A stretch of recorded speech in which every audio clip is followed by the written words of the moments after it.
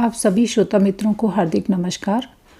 आज की कहानी है भाट का वचन, जिसके रचयिता हैं आचार्य चतुरसेन जी। यह एक आदर्श ऐतिहासिक रोमांचकारी गाथा है जो गुजरात के प्रसिद्ध सोलंकी राजा कुमारपाल से संबंधित है। इसमें भी सामंतशाही का एक पहलू दिखाया गया है। यह एक भाट के ओजपूर्ण उत्सर्ग की कहानी है। तो सुनते हैं कहानी भाट का वचन। इस बात को आज 800 वर्ष बीत गए।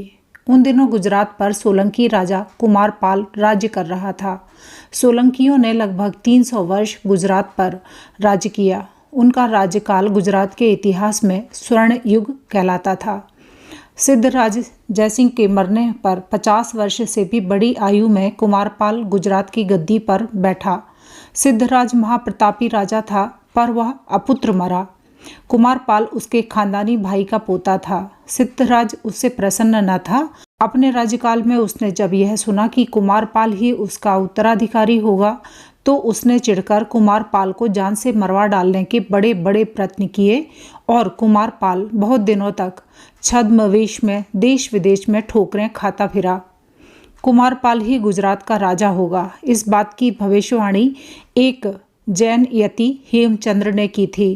कुमारपाल ने राजा होकर हेमचंद्र को अपना गुरु बना लिया और उसके इतना अधीन हुआ कि लोग उसे जैनी कहने लगे। यूँ सोलंकी राजाओं के इष्ट देव भगवान सोमनाथ थे। वे परम माहेश्वर कहाते थे।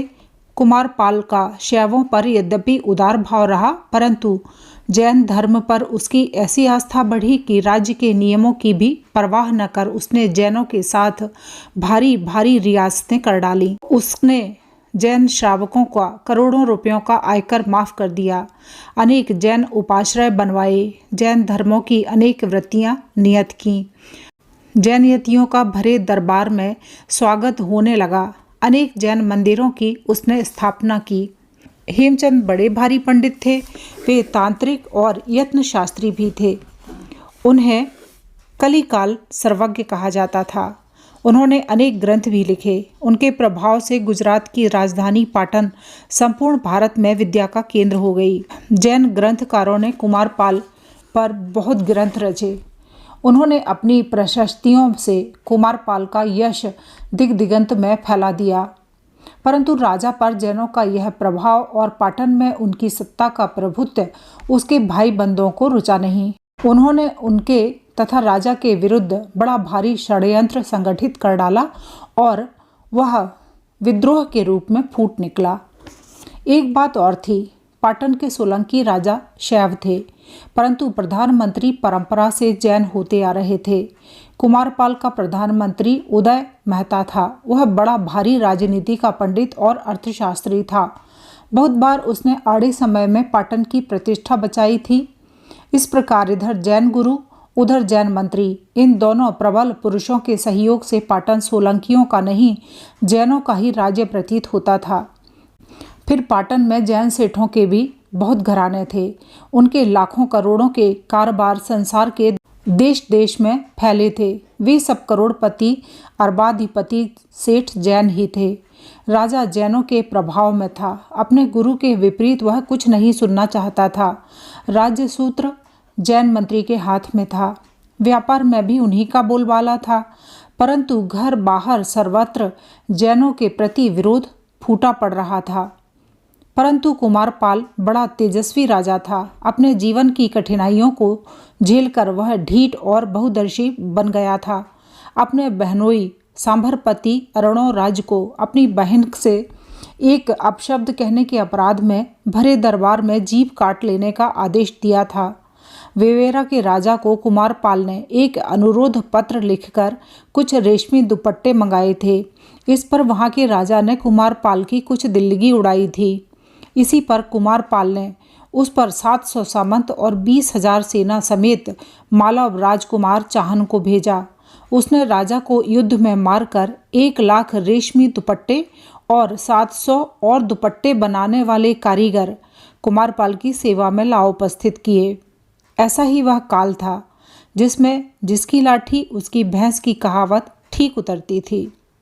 उन दिनों मेदपाट, चित्रकूट, अर्थात मेवाड़ चित्तौड़ गुजरात के अधीन करद राज्य था। संभवतः जय सिंह सिद्धराज ने उसे मालव जय के साथ ही विजय किया था। 65 वर्ष की आयु में कुमारपाल ने मेदपाट के सिसोदियों से लड़की मांगी और मेदपाट के राजा को अपनी पुत्री बूढ़े कुमारपाल को देना स्वीकार करना पड़ा। घमंडी गुर्जरेश्वर सिसोदनी को ब्याहने चित्रकूट नहीं गया। उसने अपना खांडा देकर जयदेव भाट को भेज दिया और आदेश दिया कि खांडे से ही सिसोदनी रानी का ब्याह कर डोला पाटन लाया जाए। सिसोदनी कुमारी का नाम चंद्रकला था। सिसोदियों का इष्टदेव श्री एकलिंग था। कुमारी ने सुन रखा था कि गुजरात का राजा जैन धर्मी है और कोई रानी उस समय तक पाटन के चंद्रमहल में प्रविष्ट नहीं हो सकती जब तक कि वह उपाश्रय में जाकर गुरु की चरण वंदना न कर ले। सिसोदनी राजकुमारी हठ ठान बैठी कि प्राण चले जाएं तो अच्छा, परंतु मैं जैन उपाश्रय में नहीं जाऊंगी और जैन गुरु की चरण वंदना नहीं करूंगी। कुमारी के माता पिता ने बहुत समझाया, अपनी विवशता प्रकट की, पर कुमारी ने अपना हठ नहीं छोड़ा। उसने जयदेव के सामने बात की। रानी ने कहा, मैं जैन उपाश्रय में नहीं जाऊंगी तथा जैन गुरु की चरण वंदना नहीं करूंगी। भाट ने कहा, आपको ना तो जैन दीक्षा लेनी होगी, ना जैन उपाश्रय में जाना होगा, ना जैन गुरु की वंदना करनी होगी। करनी पड़ी तो पहले भाट का सिर कटेगा, पीछे और बात। भाट से वचन लेकर सिसोदनी कुमारी महल में बैठी, परंतु पाटन में आकर उसे जैन उपाश्रय में जाकर गुरु की चरण वंदना करने का आदेश दिया गया। रानी ने एकदम इनकार कर दिया। राजा भी हठ पकड़ गया। उसने कहा, तुम्हें अवश्य उपाश्रय में जाकर आचार्य की चरण वंदना करनी पड़ेगी। रानी ने कहा, राजा मुझे अमान्य कर दें, सूली चढ़ा दें, सिर काट लें, वह स्वीकार, पर जैन उपाश्रय में जाकर जैन गुरु की वंदना करना मुझे कदापि स्वीकार नहीं। राजा ने कहा, पाटन में यह हठ न चलेगा। रानी ने कहा, यह हठ नहीं, मेरा निश्चय है, अटल व्रत है, परंतु यह मेरी आज्ञा है। मैं भाट से वचन लेकर आई हूँ, उससे करार करके महल में बैठी हूँ। राजा ने जयदेव भाट को बुला भेजा। भाट के आने पर लज्जा त्याग रानी सामने आ खड़ी हुई। उसने सतेज स्वर में कहा, बाबा जी, आपके गुजरात में इसी भांति वचन का पालन होता है? जयदेव ने राजा से कहा, महाराज, सिसोदनी करार करके आई हैं। कैसा करार? कि वह जैन उपाश्रय में नहीं जाएगी, गुरुदेव की पद वंदना नहीं करेगी। कुमारपाल क्रुद्ध हो गया। उसने कहा, यह नहीं हो सकता। यही होगा महाराज। क्यों होगा? मैं वचनों से बंधा हूँ। पर तुझे ऐसी प्रतिज्ञा करने का अधिकार किसने दिया? आपने। आपकी आज्ञा से मैं खांडा लेकर मेदपाट गया था तो फिर जब मैंने देखा कि बिना वचन दिए राजपुत्री विवाह न करेगी और गुजरात की प्रतिष्ठा भंग होगी या रक्त की नदी बहेगी, तो मैंने प्रतिज्ञा करनी ठीक समझी और अब उसका पालन होना चाहिए महाराज। यह तूने अच्छा नहीं किया। आप जैसा समझें पृथ्वीनाथ, परंतु अब वचन पालन करना होगा। यह कदापि न हो सकेगा। रानी को गुरुदेव की पद वंदना करने उपाश्रय जाना होगा। तो महाराज, पहले मेरा सिर कटेगा, फिर पीछे सिसोदनी रानी का, जो हो सो। यह भाट का वचन है महाराज। रानी ने कहा, महाराज मेरी जीभ काटने या विष पान करने की आज्ञा दे सकते हैं, परंतु उपाश्रय जाने में क्या है? वहाँ मैं नहीं जाऊंगी।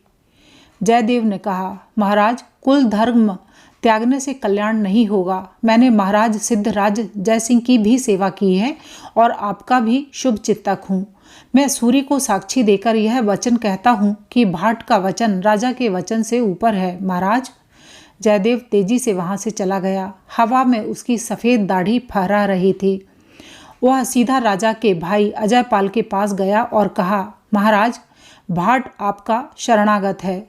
मैंने सिसोदनी को वचन दिया है। अब उस वचन, धर्म तथा सिसोदनी का प्राण तीनों की रक्षा के लिए अपनी तलवार मुझे दीजिए।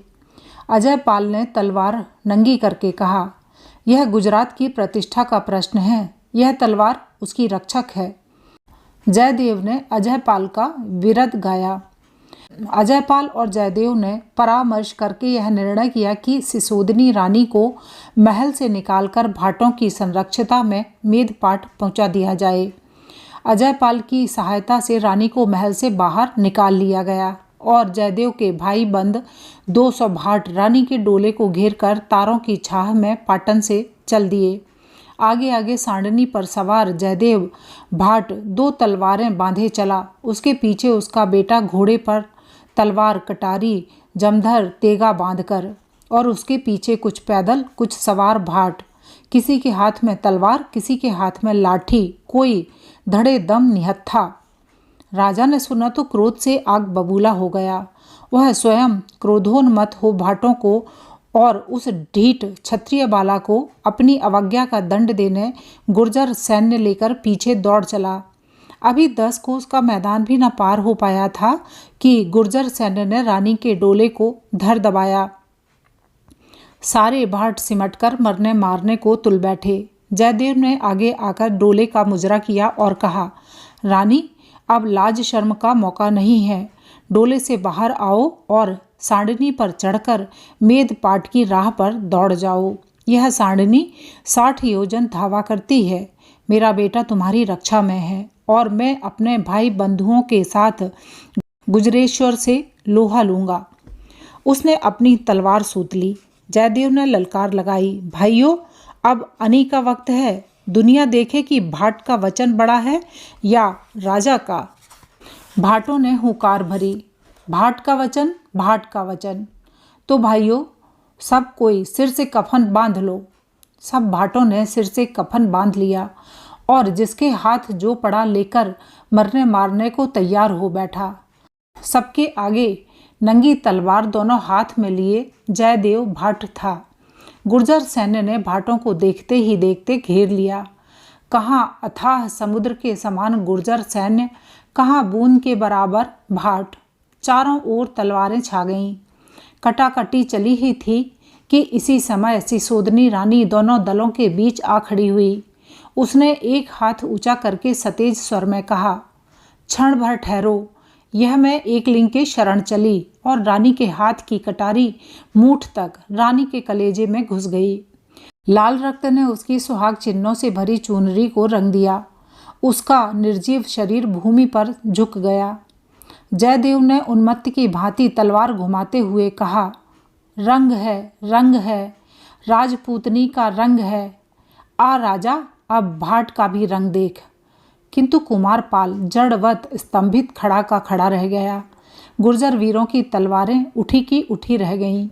राजा घोड़े से उतर पड़ा और विषादपूर्ण दृष्टि से जयदेव की ओर उसने देखा। भाट ने कहा, अब सिसोदिनी रानी पर मेरा ही अधिकार है। उसके साथ अब भी मैं वचनबद्ध हूँ। महाराज को इसमें आपत्ति हो तो मेरी यह तलवार हाजिर है। किंतु राजा ने जवाब नहीं दिया। वह नीची गर्दन किए कुछ देर खड़ा रहा। फिर उसने कहा, जयदेव, अब मुझे क्या करने को कहता है? महाराज, महल पधारें। मैं सिसोदिनी रानी को लेकर पाटन आता हूँ। कुमारपाल विषन्न वदन पीछे पीछे लौट गया और भाटों ने सिसोदिनी का शरीर कंधों पर उठा लिया। वे पाटन लौटे। पाटन के अंचल में महाचिता चुनी गई। भाट सब इस काम में जुट गए। जयदेव ने कहा, जहाँ जितना चंदन मिले उठा लाओ, जितना दुकानों में हो वह सब, जितना मकान महल में लगा हो वह सब। राजा की 12 दरी चंदन के खंभों पर थी। भाटों ने 12 दरी ढहाकर खंभे उखाड़ लिए। चंदन का पहाड़ लगा। उस पर भी कपूर, कस्तूरी, कुमकुम की बरसात बरसने लगी। सारा पाटन वहीं आ जुटा। सभी के हाथों में श्रद्धा के फूल थे। सभी की आंखों में गंगा जमुना की धार बह रही थी। राजा ने भाटों को मनमानी करने से नहीं रोका। चिता सज गई। वह एक छोटे से पर्वत के समान थी। चिता में रानी का शरीर रखकर जयदेव ने उसकी 3 परिक्रमा की और फिर आग लगा दी। देखते ही देखते ज्वाला का समुद्र लहराने लगा।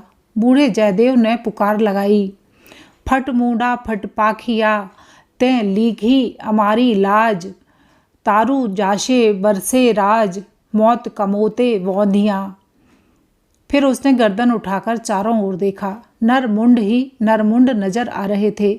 उसने बांगल गाई, कौन भाट के वचन की आन मानता है वह मेरे पीछे आए, और उछलकर चिता में कूद पड़ा। उसके पीछे उसका जवान बेटा और उसके पीछे एक के बाद दूसरे उसके 200 भाई बंद भाट।